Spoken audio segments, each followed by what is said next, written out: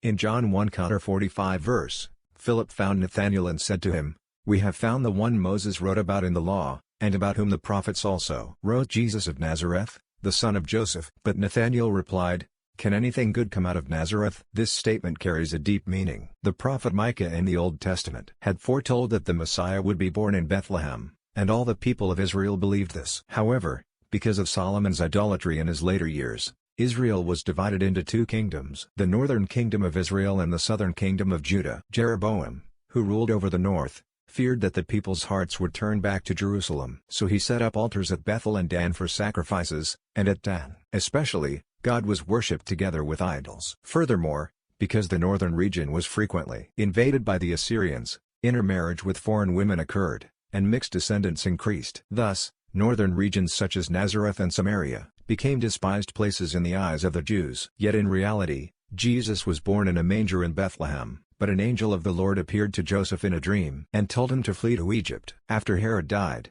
they returned and settled in Nazareth of Galilee. Therefore, he came to be called Jesus of Nazareth. Because many people at the time, especially the Pharisees and scribes, did not know this hidden truth of his birth, they did not acknowledge him as the Messiah. Nathanael, too, asked out of such prejudice, "Can anything good come out of Nazareth?" When Jesus saw Nathanael coming toward him, he said, "Behold, here is a true Israelite, in whom there is no deceit." The phrase "a true Israelite" goes beyond merely being an Israelite by blood. It refers to one who is truly saved. Not all who are of Israel are chosen, but only the true Israel, whether Jew or Gentile, are those in whom there is no deceit. The word deceit means to plot evil for one's own benefit. Therefore, a person without deceit is one who does not seek self-interest, but loves his neighbor, and this is directly connected to the fulfillment of the law. In verse 50, Jesus said, "Because I said to you that I saw you under the fig tree, do you believe?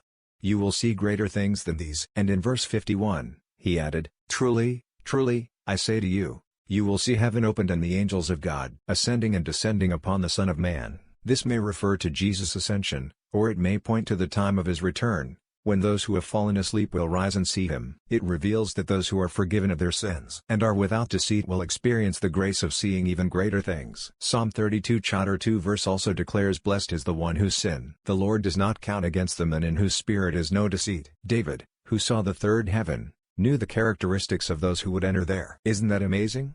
Even in the Old Testament, David already proclaimed that the one who is forgiven of sin and without deceit is truly blessed. Because the Bible is truth, it speaks the same message consistently in both the New Testament and the Old. Therefore, let those who have ears to hear, listen, for even here, there is hidden treasure. Thank you.